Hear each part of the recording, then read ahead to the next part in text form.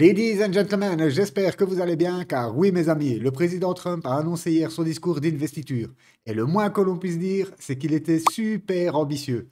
Parmi les annonces majeures, il a évoqué une baisse des impôts et également de la régulation pour faciliter l'entrepreneuriat, ce qui est une très bonne nouvelle.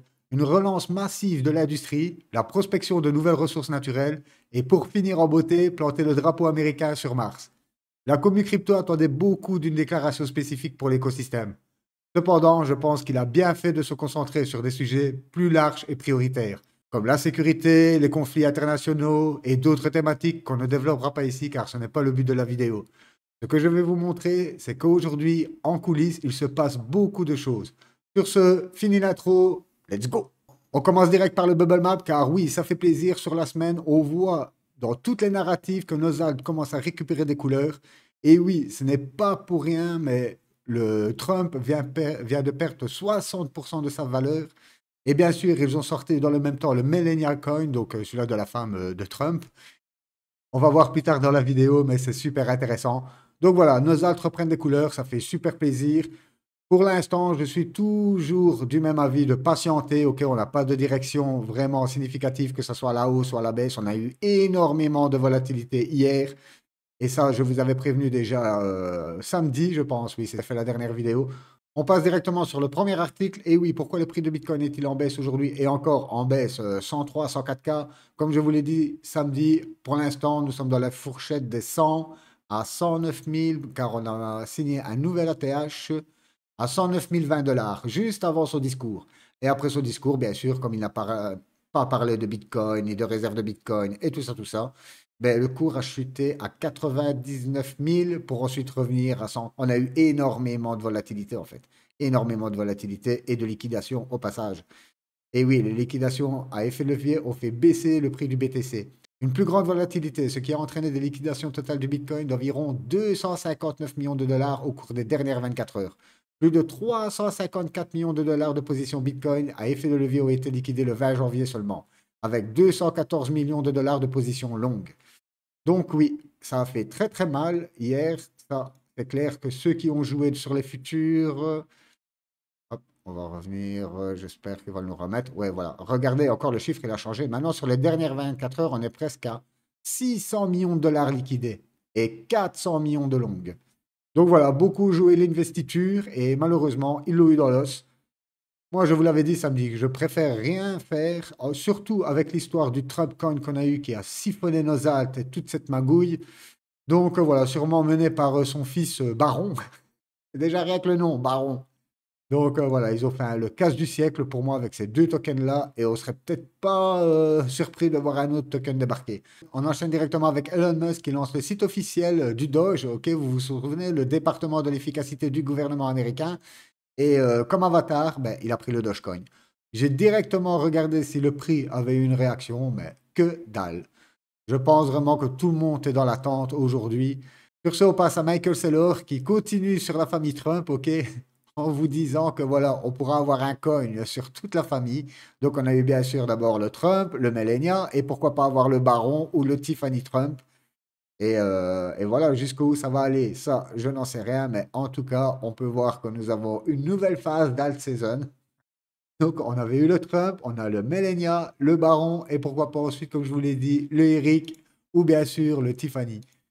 Donc voilà, si vous voyez un de ces tokens arriver, faites super gaffe, ok? Ne rentrez pas dans le FOMO, car aujourd'hui, le Trump, regardez la correction, ça fait mal. Hier, certains me demandaient si ça valait la peine de rentrer. Peut-être pour être honnête, j'en sais rien. Voilà, c'est un token qui pourrait exploser, arriver à 80, 100 milliards de market cap. Aujourd'hui, nous sommes à 7 milliards de market cap, mais en full dilution, excusez-moi, nous sommes à 40. On a les holders, ben, ça bat tous les records hein, en holders. Donc, et vous pouvez voir que ça achète, hein, ça achète le dip. On va regarder sur les gros montants. Hop.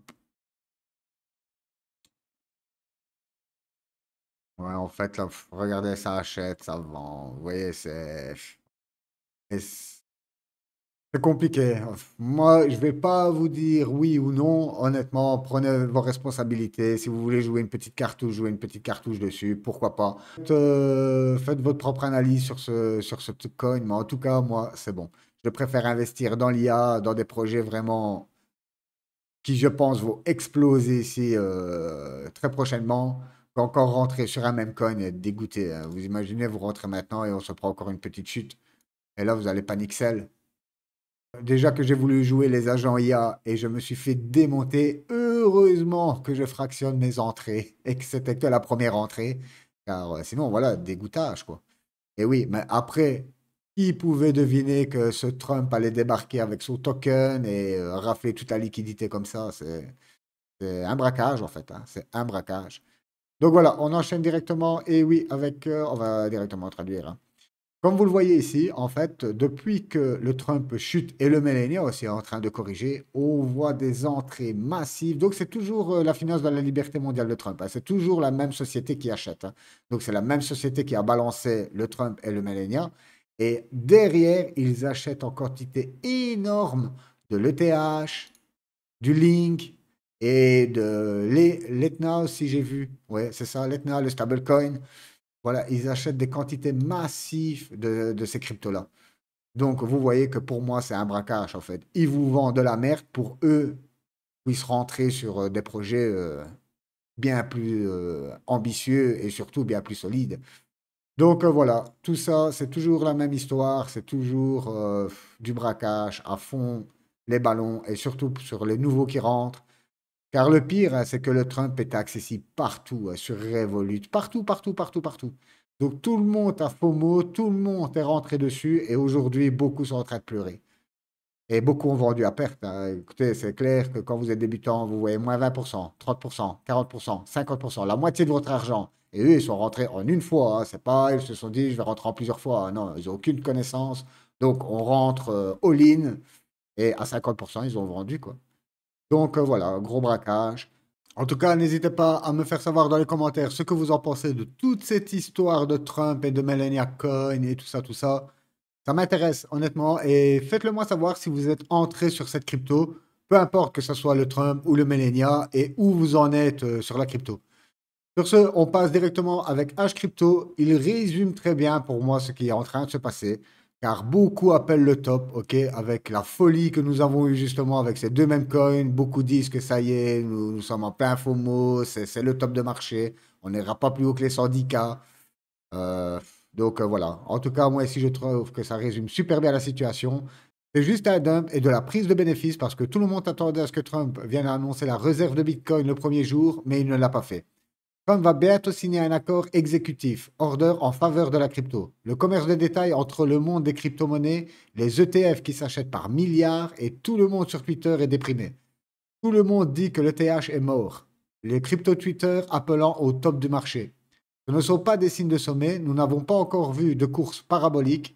La saison du méga Trump débutera et se terminera de janvier ou début février. Et ensuite, nous découvrirons une halte saison folle pour la prochaine 3 à 6 mois. C'est mal traduit, mais bon, vous avez compris en gros, hein, quoi. Donc voilà, et moi je suis tout à fait d'accord avec ça. N'oubliez pas, je vous ai déjà dit plusieurs fois qu'on avait des petites halte saison de passage. Mais la folie va arriver en fin de marché. J'arrête pas de vous le répéter, mais c'est comme ça que ça va arriver. Ok, vraiment le FOMO final, vraiment la cerise sur le gâteau, c'est en fin de marché, les gars. C'est en fin de marché. Vous avez vu que quelque part, on respecte quand même. On a le Bitcoin qui a pété. On a l'Ether, bien sûr, qui n'a rien fait pendant un moment, mais le Solana a pris directement le relais avec la phase de même coin que nous avons eue. Bien avant ça, on avait l'IA qui avait pété. Ensuite, nous avons eu tous les dinocoins qui ont pété. Ok, donc vous voyez bien que ça suit quand même la cyclicité d'un bull run. Et normalement, maintenant, nous allons encore avoir une montée monstrueuse du Bitcoin. Et quand il va commencer à se stabiliser, là, ça va être la folie sur les vraiment tous les altcoins, quoi.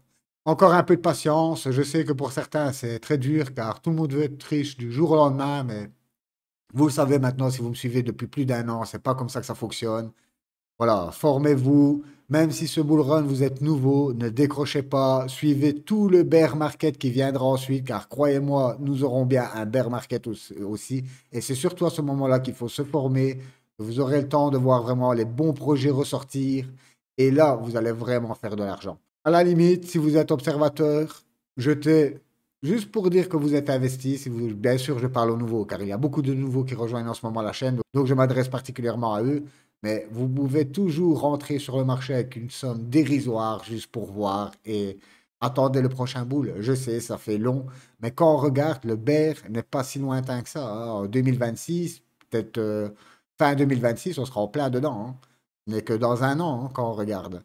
Bien sûr, la prochaine alt season, ça sera dans plus de 4 ans, mais bon.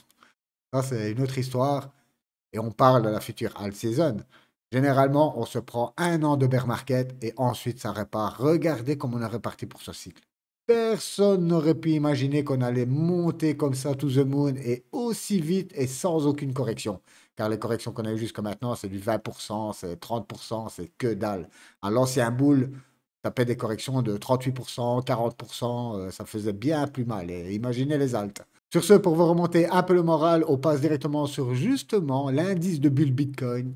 Et regardez, donc vous avez l'indice qui est en vert. Ok, ici vous avez l'énorme spike que nous avons bien eu au bull run de 2017 et à la fin de 2018. Ici, nous avons bien eu en deux temps, comme vous le voyez, en 2020-2021. Regardez où nous sommes aujourd'hui. Allez, c'est une blague. On est à 17,06. À l'ancien bull, au max, on avait été chercher 147 sur l'indice. On passe sur Google. Regardez Google. Pareil, en 2017, énorme spike. On a eu en 2021, regardez aujourd'hui, on est nulle part. C'est vraiment. Regardez, c'est toujours des effets de fou, là. Regardez quand le jeton Trump est sorti. Ça a absorbé des milliards et des milliards car les gens, ils ont FOMO à fond dessus. OK? Ça sera exactement pareil quand le Bitcoin va commencer à franchir les 120, 130, 150. Les gens vont commencer à FOMO et vous allez. Et le top pour ce bull run, c'est que les particuliers achètent avec une facilité incroyable par rapport à l'ancien bull. OK? Aujourd'hui, sur Revolut ou peu importe la plateforme, hop, buy, buy, buy, et voilà, ça se fait tout seul. À l'ancien bull, c'était pas la même histoire. Donc, imaginez quand le FOMO va arriver, le nombre de particuliers qui vont arriver sur le marché. C'est juste un truc de fou. Voilà, moi je suis toujours super bullish. À chaque fois, je vous le dis. Bah, d'ailleurs, ça fait un an que je vous dis que je suis super bullish et ça fait un an qu'on fait que monter. Pour ceux d'entre vous qui sont là depuis le bull, vous savez qu'aujourd'hui, sur vos positions, vous n'êtes même pas en négatif, hein. Au contraire, vous êtes encore en multiple. Donc voilà quoi, c'est vraiment les derniers nouveaux qui arrivent là, depuis le mois de mars en fait, qui se font méchamment punir. Ils se sont fait punir pendant l'été et ils se sont fait punir ici à la fin de l'année. Donc voilà, c'est très compliqué. Chaque boule est très compliqué, chaque boule est très différent, mais en global, à chaque fois je le dis, on respecte là vraiment une temporalité sur le Bitcoin et ça sera pareil pour cette fois. Sur ce, on va enchaîner directement avec les graphes.